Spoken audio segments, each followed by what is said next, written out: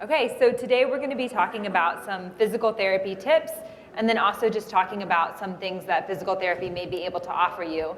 Hopefully you have a handout in your packet that says PSP and CBD physical therapy tips. I have the black and white version, but I think you might have one that's got some blue around the border. So if you'd like to follow along, I'll just be kind of going through this handout. Yeah, I see some of you with it. That's perfect. So I want to start with the side that talks about tips for patients and caregivers. And the first tip that I wanted to talk about was just what kind of assistive device we might recommend, because that's a question that we commonly get. People will come in and let us know that they're having some trouble with their walking. Maybe they feel a little more off balance than they did before, and so they're wondering, what device would be best for them. And usually we go through a process of trying different type of equipment to find out what works for you, but I'll say that most often a rollator type of walker works really well for people with a PSP and often for CBD as well. They're the kind that you kind of push, sort of like a grocery store shopping cart. Again, if you're not sure whether it would work for you or not, we'd be happy to take a look and kind of help you figure out whether that's the right device for you and make sure you can use it properly. Sometimes for people with CBD, it can be a challenge to get both hands on the walker, but oftentimes with some guidance, we can kind of guide the hand to the handle of the rollator, and then it provides like a nice stable, it's nice and stable to help you feel more steady as you're walking along. Okay, so my next tip has to do more with wheelchairs, and so you may not know that some physical and occupational therapists are seating and positioning specialists, and so they have special skills to help you develop a custom wheelchair. So if you're going to be spending longer periods of time in a wheelchair, it's really beneficial to have one that's custom made for you. It takes a long time to get a custom wheelchair because you need to get a referral from your doctor and then get the appointment scheduled with the therapist as well as usually with a vendor. Then it has to go through your insurance. So it can be a matter of months from the time that you get that referral until the wheelchair is actually delivered.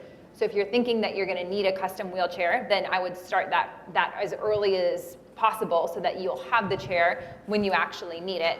And the benefit of the custom chair is that it really helps you optimize your posture and make sure that your skin stays nice and healthy so you don't get any breakdown, and then also minimizes the risk of contractures, which are like tightness in your muscles, which can happen especially if like your arm stays, let's say, bent for a long period of time, or same thing, your leg. There are transport chairs which are great as well for getting from point A to point B, but certainly custom chairs are a better choice if you're going to be spending long periods of time in a wheelchair. My next tip has to do with just your home safety. So when you're walking and changing directions, we always recommend making a U-turn versus making like a pivot turn, because it's there's a lot less risk of losing your balance and falling if you're making that nice wide U-turn. So in your house, whenever you can, try and kind of push things to the side or just remove things from rooms so that the room is nice and clear and you can make that wider turn to avoid falling. My next tip has to do with sitting and standing. So oftentimes people with Parkinsonism disorders will have difficulty standing up because they feel like they're falling backward, particularly people with PSP.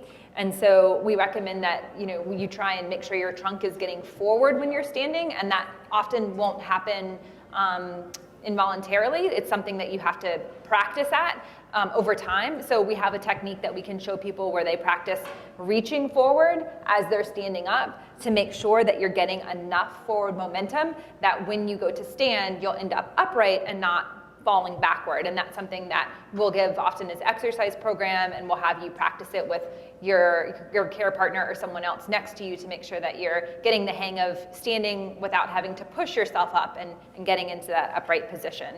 And there's a picture there about what that might look like for the exercise, and also once you get the hang of it, what you might do to actually get out of a chair on a regular basis. And then my last tip is about exercise. And exercise is important for keeping your muscles nice and strong. Exercise helps to maintain your balance. You have to have strong muscles in order to be balanced, and also the more that you move around, the more that you maintain your ability to keep your balance in certain scenarios.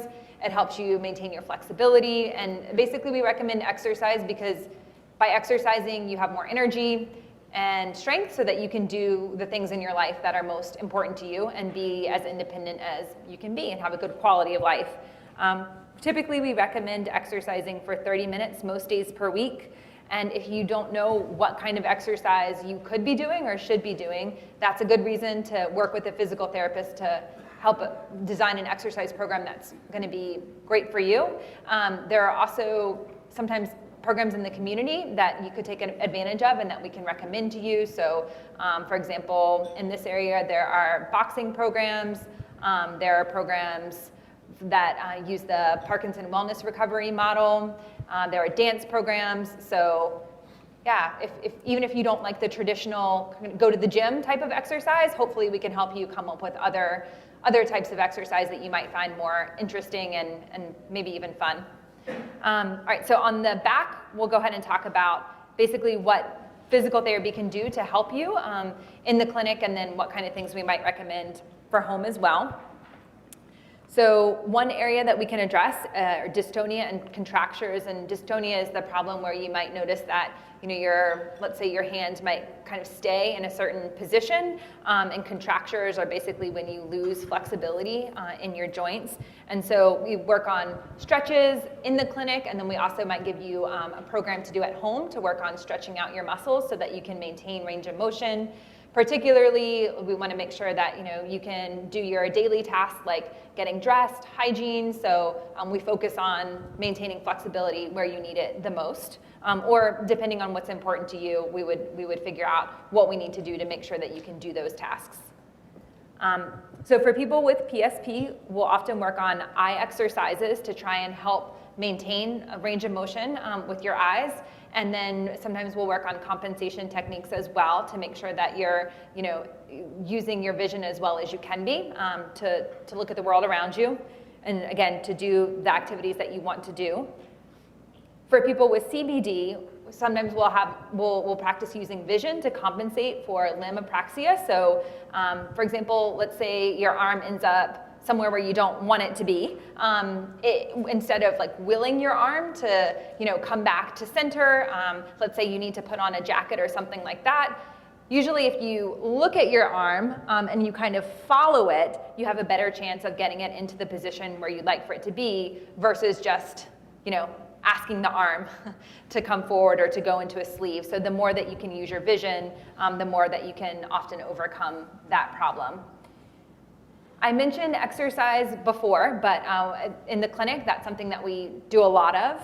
So when you come to us, we would do an assessment where we take a look at your strength, your balance, flexibility, coordination, endurance, and then we prioritize what we want to work on, taking into account what your goals are. And so we do those exercises in the clinic, and then we give you homework to do at home so that we can try and make gains faster, and also so that we give you something that you can do even when you finish with physical therapy.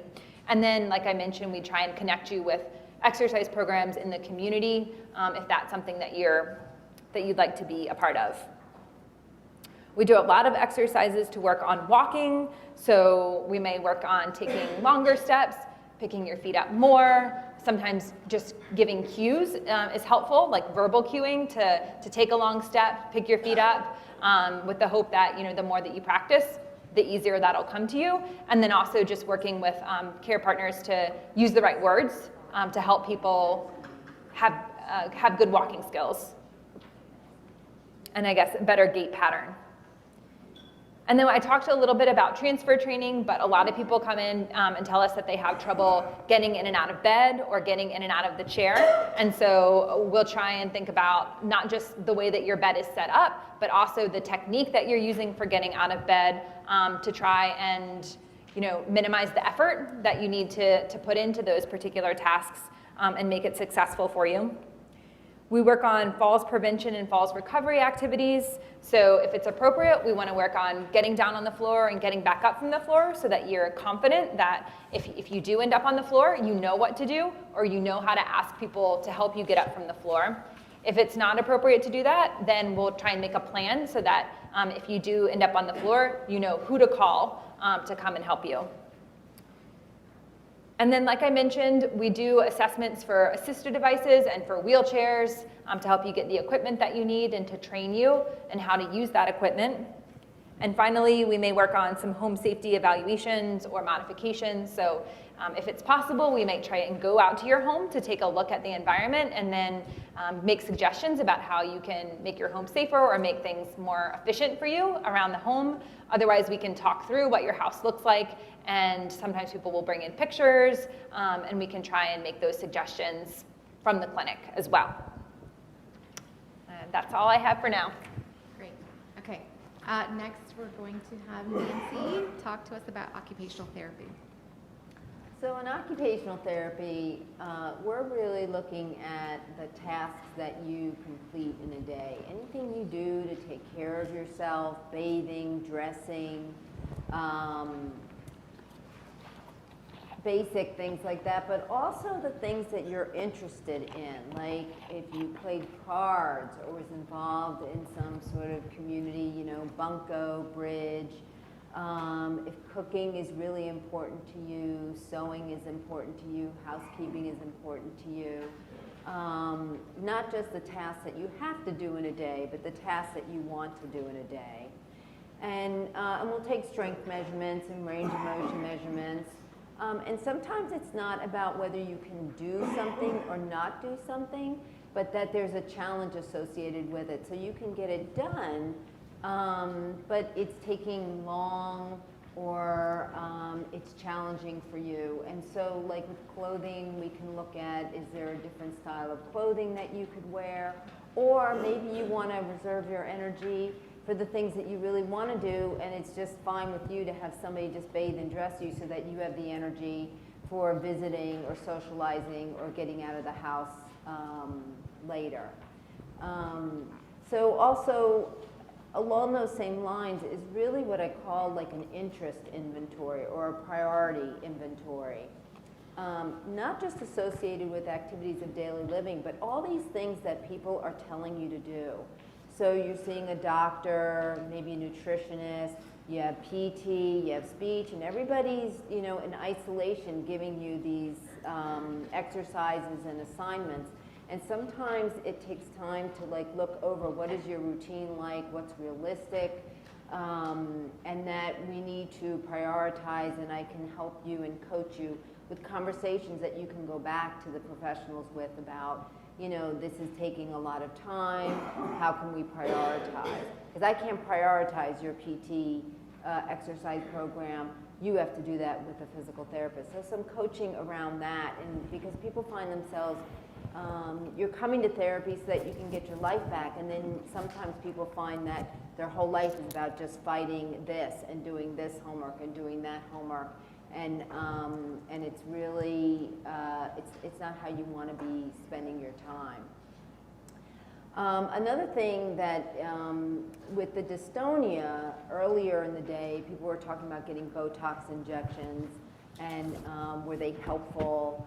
And one of the things that occupational therapy can do is make a custom-made splint to maximize the range that you've gotten from the Botox injection.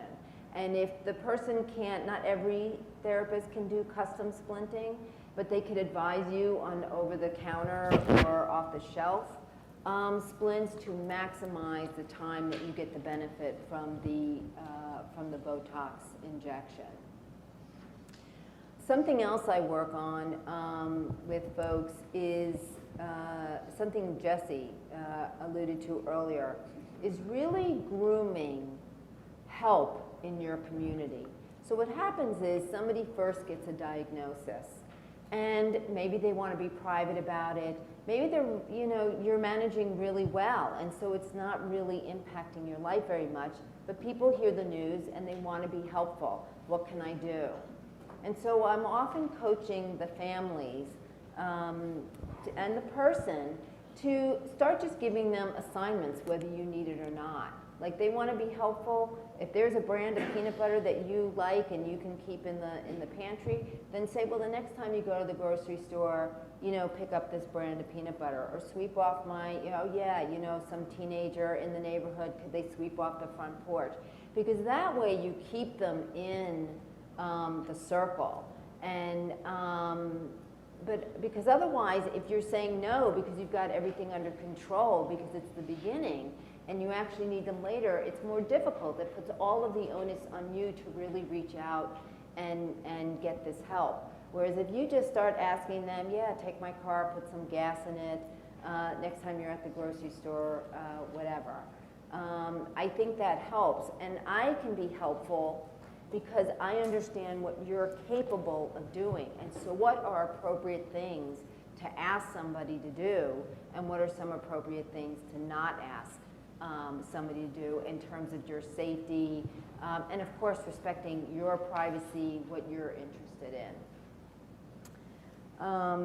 Also, OTs will do driving evaluations. Sometimes it involves paper and pencil tasks. Sometimes there's a simulator, and sometimes it's all of those and an on-the-road assessment. Driving evaluations, are kind of funny. They, they can protect the person. So if somebody's walking with a walker or moves differently, sometimes the people around them are concerned about them driving, when really they're quite capable of still driving just because they can't move very well, and or they're moving differently. And sometimes the person, because it is a brain issue, the person's insight and perception of how they are moved, they feel like they're moving like they moved before, but they're really not. And so a driving evaluation is a nice tool to kind of break the tie and decide whether you're capable to keep driving or are people misjudging you and that you really can keep driving. The other advantage of a driving evaluation is it doesn't have to be all or nothing. So if your reaction time is not sufficient for, on the highway 65 miles an hour, maybe you could drive only on the secondary roads in 45 miles an hour. Or if your contrast sensitivity is not good enough for nighttime driving, then you only drive during the day. Bearing in mind that in, the dead of winter, nighttime is, 4:30, 5 o'clock in the afternoon. But it's still better than something being just yay or nay.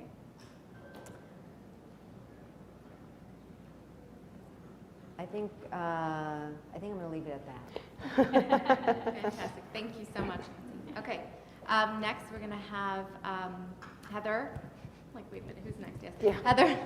Heather Davis is going to tell us about the possibilities with speech therapy.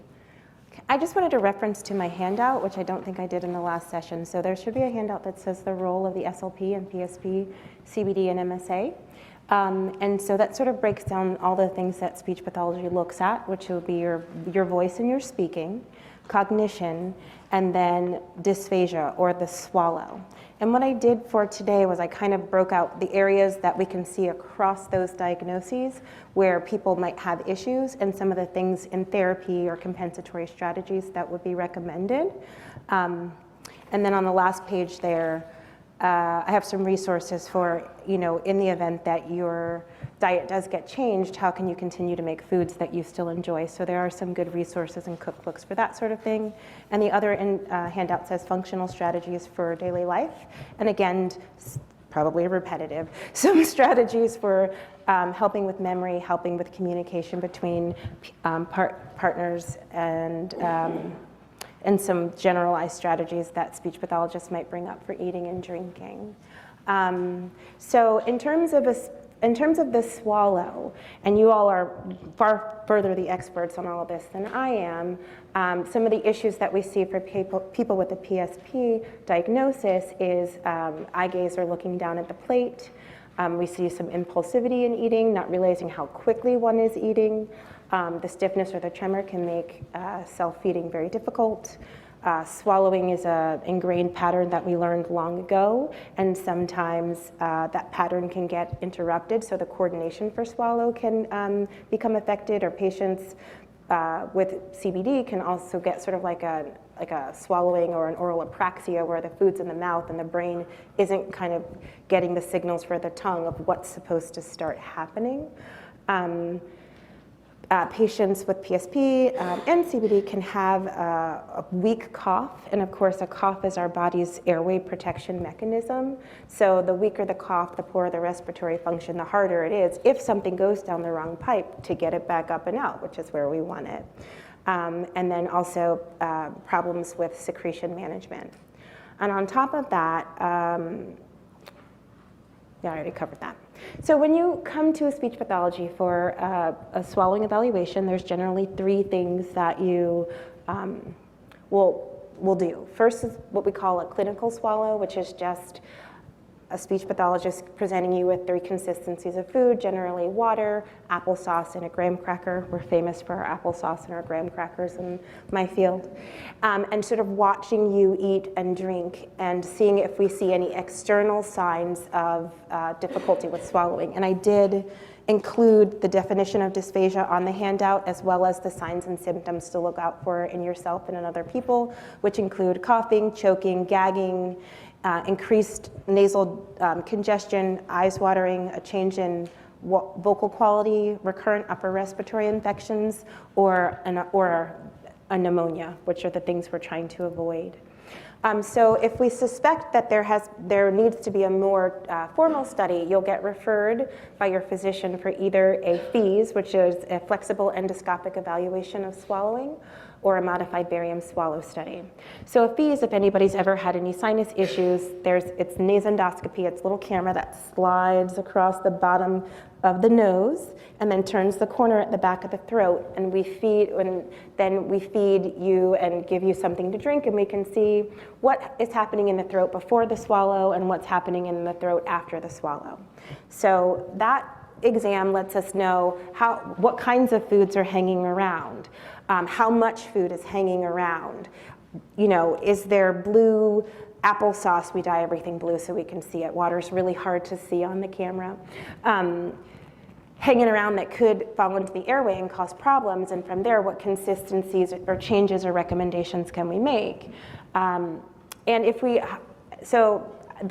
think that the FEES is a great study, but if we want to get more information about if things are getting into the airway, what kinds of things and how much, then we send you for a modified barium swallow study in radiology, where you get the same water, applesauce, and graham cracker, but coated in barium. You're welcome, it's delicious.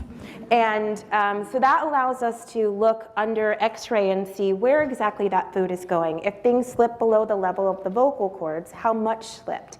Were you able to clear it? Does changing the position help? So our goal in speech pathology is to keep people eating the things that they would like to eat for as long as that is safe and possible.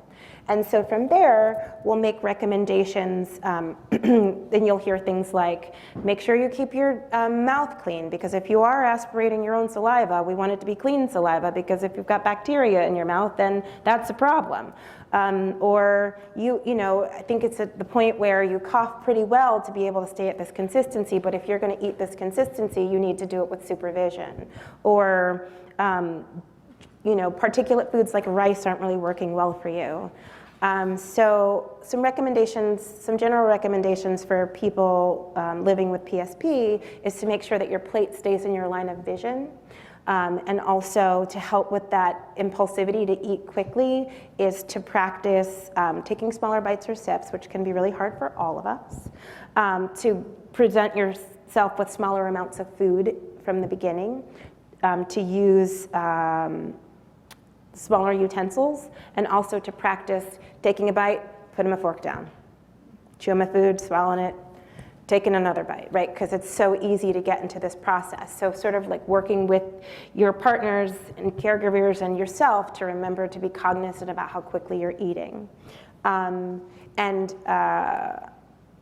Folks with CBD, and these are all generalizations, every human body is a little bit different, tend to have more trouble with thin liquids a little bit earlier, so just being really careful. And we can modify consistencies of liquids, and there's lots of thoughts on that, right? So if I say you should have thickened liquids, but then you stop drinking liquids altogether and you get dehydrated, then we're in a totally different kettle of fish. So it's working with your providers to make sure that you're getting the health and the nutrition that you need. And then of course we like to work with our PT and OT friends on devices to help with self-feeding and cups. If there's problems with control, you can get a cup that will limit the amount of cc's that you're able to take in a sip. So the cup has kind of solved the problem for you, and you've maintained your independence in that way. And then in terms of, and last thing I'd like to add, and I'm sure Jessie brought this up too, in terms of thinking about how you want your life to be, is I encourage my patients to have the feeding tube conversation early and often, so that it's something that everybody feels really comfortable about and are making decisions about together, and there's a lot of clarity because people change and people's minds change. So some of the issues that we see in terms of speech are reduced volume, vocal fatigue. With both PSP and CBD, there can be issues with non-fluent aphasia. So having less access to our language, finding it more difficult to put together sentences smoothly in the way that we used to. And strained voice and decreased speech intelligibility. And then sometimes with CBD, there's also those big emotional mood swings. So some of the recommendations that you might get from a speech pathologist are make sure as the speaker, you're talking slowly, you're keeping your sentences short, gestures help us all. My nephew is a very good, what's that thing? Piano player. No one's playing along with my games today. It's good sometimes when people are fatigued, things are a little bit harder to establish a common context. Okay, so we're talking about Michael's cousin Lucy. So we're all clear about what the topic of conversation is, and so there's no confusion. Lsvt Loud is a good way to work on loudness. If it's not fatiguing, it's a really good way to work on vocal loudness and also respiratory stamina. And there is some research that shows that working those muscles can help with airway protection in the swallow. And there's also the option for augmentative and alternative communication. That could be something as simple as like a board that has all one's favorite things, and if one's feeling too tired to express that, they can point to it and it's clear communication, all the way to computer devices and things that help with talk to text, and voice banking where you can record your own voice. So should it ever be really difficult to say thank you so much, I love you, you can press the button and your voice will communicate that idea. And then for the communication partners, I think it's really important because communication is a two-way street. Make sure that you've got your communication partner's undivided attention, that you've reduced as much background noise as possible. If there's a lot of fatigue or you're sensing a lack of clarity, keep your comments and questions brief. Always seek clarification. So I heard you say that we're going to Bob's house on Tuesday. Yes, that's what I said. We're going to Bob's house on Tuesday. Yes or no questions, but also to making sure that we're looking for clarity in our yes or no questions. Sometimes, if somebody says yes, you're not always sure that they understood the question, and that goes for all of us, especially me and my husband. And then making choices, offering choices. Do you want this or that? Sweet tea or unsweet tea? Chicken or steak? Because sometimes, again, we're just fatigued and coming up with that. I would really like a medium rare steak with Worcestershire sauce. It feels complicated. And so being presented with the options by people who know you can take some of that, the taxation off of communication. And so that's it. All right, thank you so much, Heather.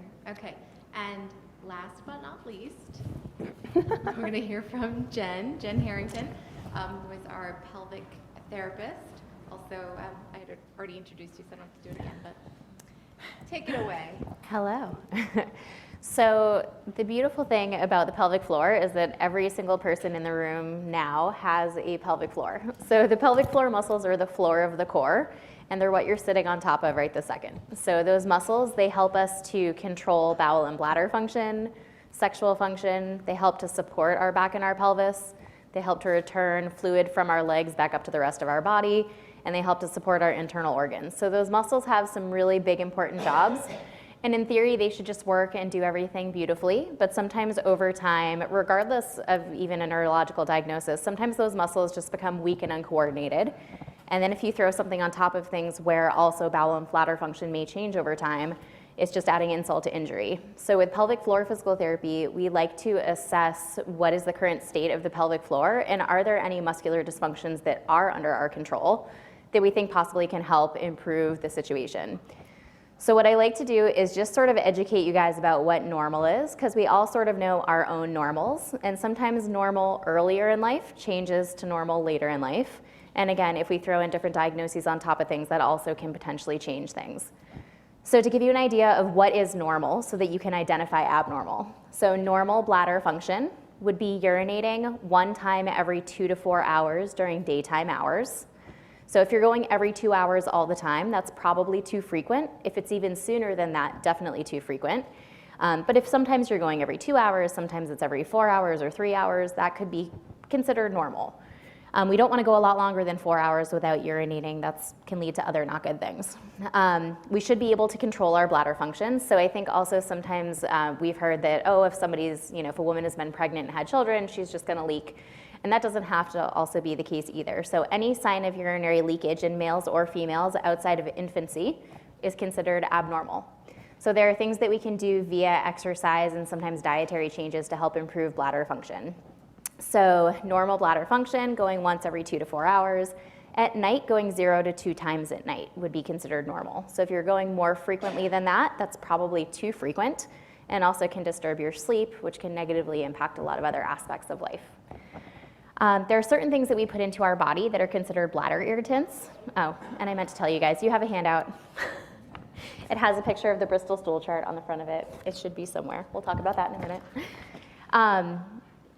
What was I saying? Bladder irritants. So bladder irritants, so there are certain things that we put into our body that can be considered irritants. So things that are acidic, things that contain caffeine, things that are tomato-based because of the acidity, coffee because of the caffeine and the acidity, dairy products sometimes can be considered a bladder irritant as well.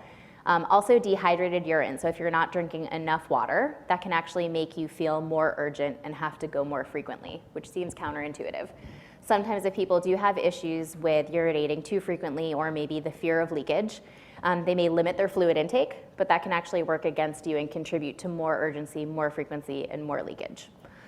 So trying to avoid bladder irritants, drinking lots of water is a great thing. Bowel function, also really important. So bowel function is really varied from person to person. And sometimes earlier in life, maybe we were once a day, every day at 9 o'clock in the morning. And then as we get older, sometimes that doesn't happen. That's not my normal. I'm all over the place. But normal is going to be on your Bristol stool chart here, type 3 to 4. So we want it to look kind of like a smooth sausage or like a piece with little bumps on it.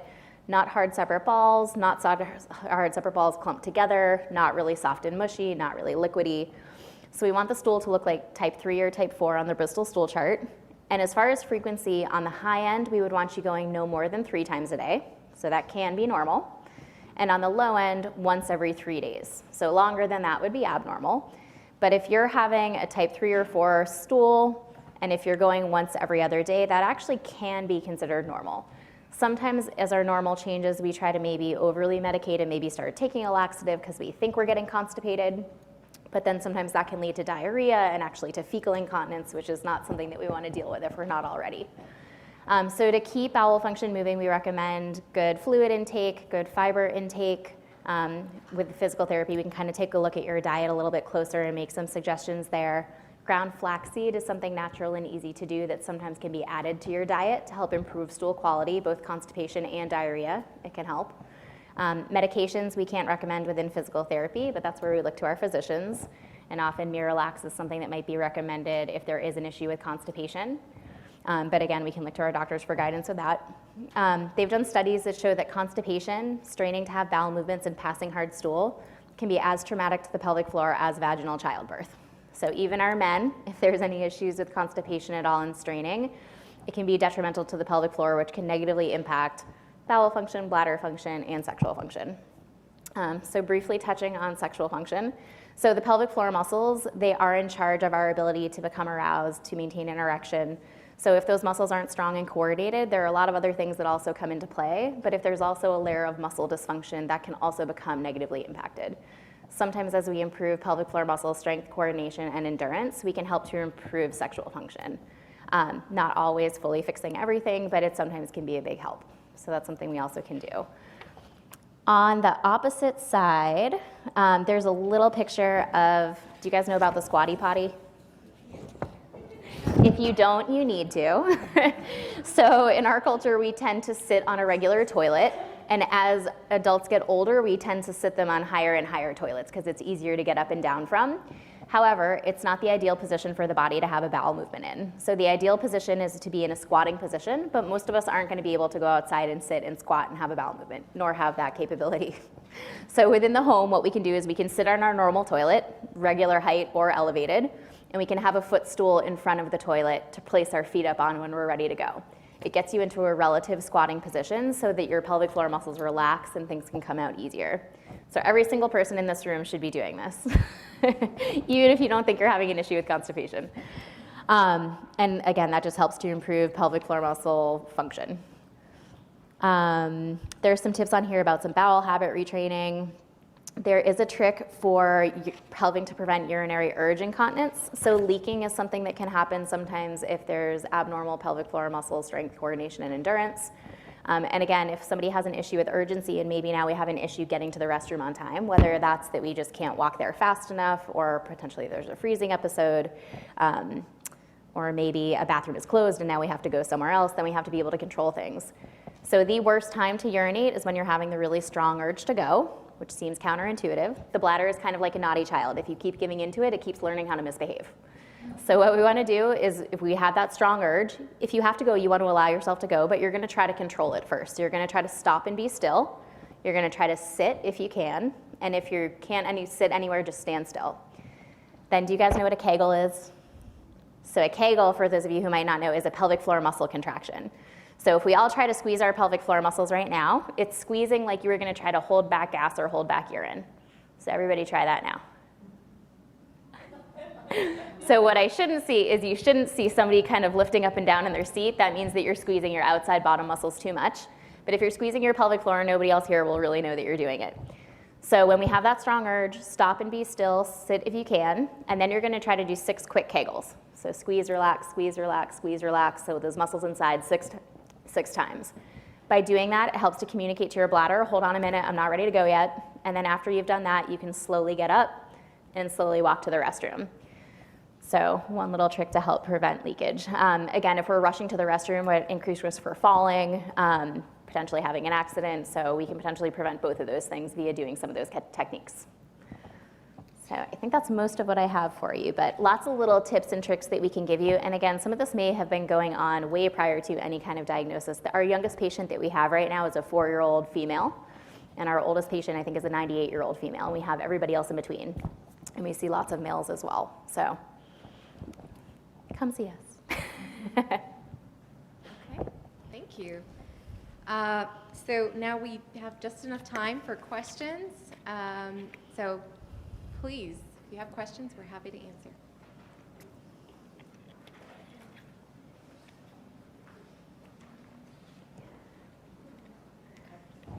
Yeah. We're that good.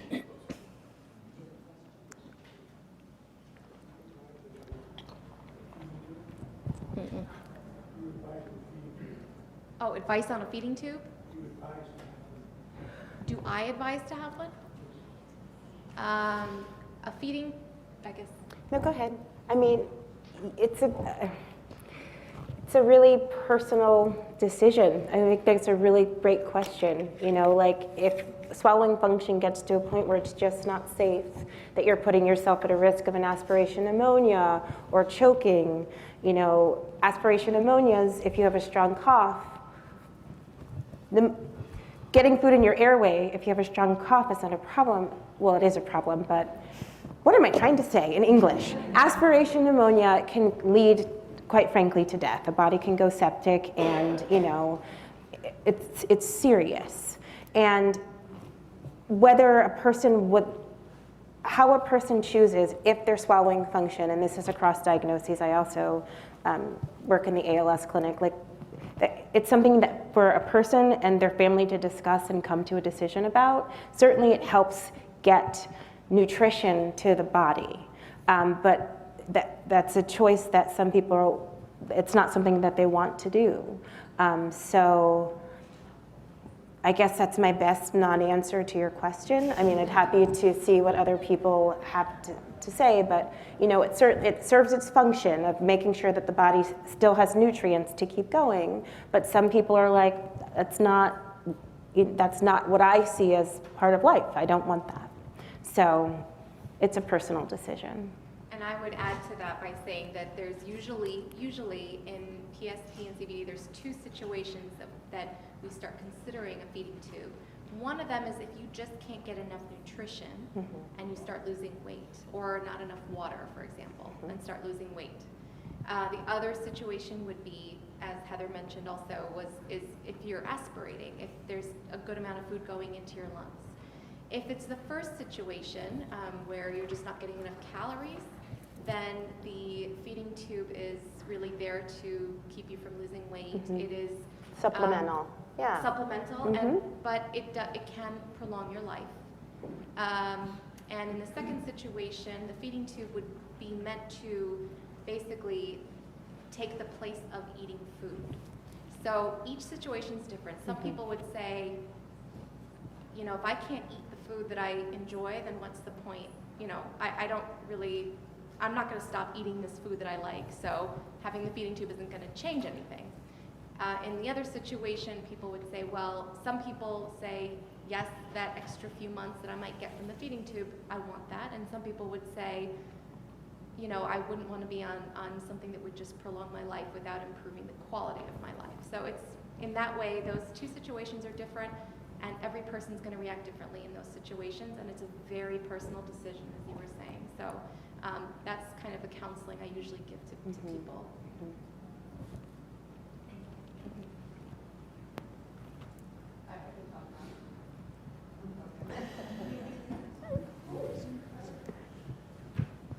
Can you aspirate with a feeding tube?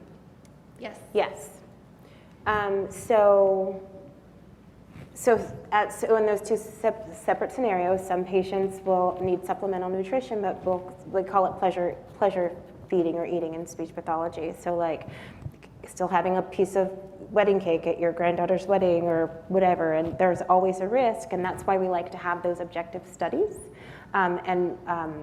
In multidisciplinary clinic, we like to get people on a schedule. So once we suspect that there's a swallowing issue, and this isn't the answer to your question, but it just reminded me that I wanted to bring it up, that once we get people into clinic, we'll refer to the swallow clinic where they'll be followed by speech and ENT, and that way every few months, just like any other appointment, you get a notification, hey, it's time to come back in for another swallow assessment. So it sort of takes the onus off of you all to remember to do that, and then we want to stay ahead of issues before they happen. Like, we don't want an aspiration pneumonia and then you come out of the hospital and be like, oh, guess what, I had an aspiration pneumonia. I want to see you before that happens. I want to prevent that from happening. But yes, people can aspirate with a feeding tube, and then sometimes with the tube they can reflux, right? Especially if they're stationary and they've got poor airway protection, then that reflux can come in and spill over into the airway. So there's both instances. Any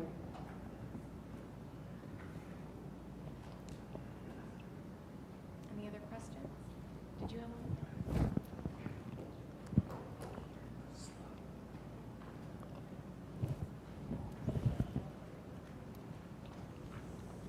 We have just can you hear me okay? We have just a few minutes left, but two very interesting topics to me. As you might have observed or might have said, my wife passed away in 2013. When she did, prior to that happening, what we were told is what's probably going to get her is aspiration pneumonia, or she's going to choke. So the speech therapy, which keeps you talking, keeps the throat strong, keeps the muscle strong. She still got to where she couldn't speak that well, just the progression of the disease, but it was extremely helpful for her. So. And there's a speech therapy in Dallas that we refer to people that works awfully well with PSP patients. Parkinson's Voice Project works awfully well in terms of quality of life. So I'm a fan of speech therapy, and if you've never seen a barium swallow study, you can't imagine how fast those muscles are moving. Yeah, it is just cool. Like that, and that food is past the throat. And if it takes the wrong fork on the Y in the road and goes into the lungs instead of down the esophagus, you got a big problem. So, which happened to her also. The second thing, relative to feeding tubes, my wife had 3.5 years on a feeding tube. She lost weight, which was, she kind of needed to. She got down to a healthy weight, and she got to see both of her grandchildren. So I'm a fan of a feeding tube, and it's no big deal. They put a little hole in your stomach. They pour this liquid in. It looks like Ensure. It is just not a big deal at all, because she originally said, I don't want a feeding tube.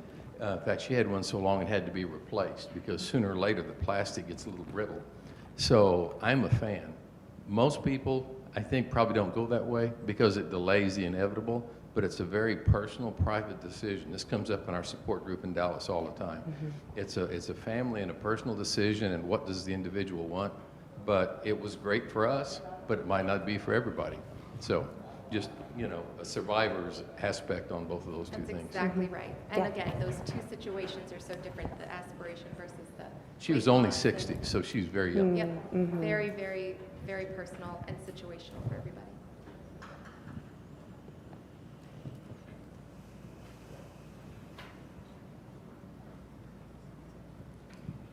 What if we don't have access to a speech therapist for swallowing studies that is familiar with the atypicals? Well, a lot of the things that we see in speech pathology, we're looking for the signs and the symptoms, and we're trying to come up with ways to improve that. So some of the things that, you know, I've seen with patients who've come through with neurodegenerative diagnoses are very similar to some of the issues I see of the patient who's post-stroke.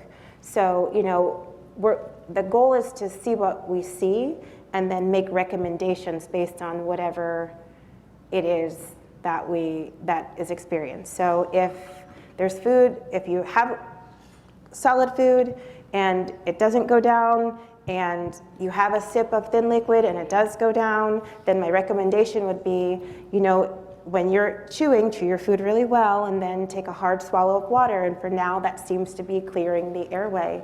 And, you know, hopefully any speech pathologist who's trained in a swallow study, regardless of the diagnosis, should be able to look at the function and make, you know, some decisions about safety and consistency, and so. Can I just want to speak to the not seeing a specialist, is that the difference, I think, with not seeing a specialist is they can't really predict how, they don't have experience to say how this is going to kind of go. Whereas if they can just stick with dealing with the here and now, they're still an occupational therapist, they're still a physical therapist, they're still a speech therapist. This is the problem, this is what I want, what can you do for me? But the person who is seeing it all the time can anticipate more. But if you can be really clear about what the problem is and what you want, any therapist should be able to deal with whatever is presenting itself in the here and now. We just had the experience with at-home OT and PT. Never heard of this stuff before. They had done Parkinson's, but they were wonderful, but It's that extra, yes. You were educating them, yeah. The other thing is start talking to your medical facilities and your neighborhoods and your community about telehealth, because so much of what we do is education, that if I could just see the person in their environment, yes, I can't touch you, I can't, but there's a lot that could be done with telehealth. There were a lot of people here today that I was talking to that did not have services at all. They would have to drive an hour and a half. So that's something else to start asking about. Psychologists are able to bill for that, but it's not really happening in the other allied health disciplines. So start asking for that. I just wanted to mention, share our experience with a speech therapist. The therapist that we had was wonderful and had some background, had heard of PSP and worked closely with my husband. However, when we went for the swallow test, it was a completely different situation. She kept asking me, are you sure your husband didn't have a stroke? Are you sure he didn't have it? I think he might have had a stroke. And she just kept looking at his face, and he gets emotional very easily. So, you know, it started sending all sorts of ideas that we didn't need to process at that time, and it was very emotional for him. So, you know, again, just not enough knowledge of the disease itself or awareness of it, you know, just sort of really, you know, kind of tipped the scales for us unfavorably at that time. And as that conversation was taking place, it just sort of changed our mindset. You know, then he was convinced that he had had a stroke and didn't have, you know, anything neurologically different going on. And then it was hard to process her assessment after that. We just really kind of zoned out after that. So, you know, again, it's just, you know, an awareness of the disorder itself, you know, amongst, you know, healthcare providers that just may not have seen it or not seen it enough. Absolutely.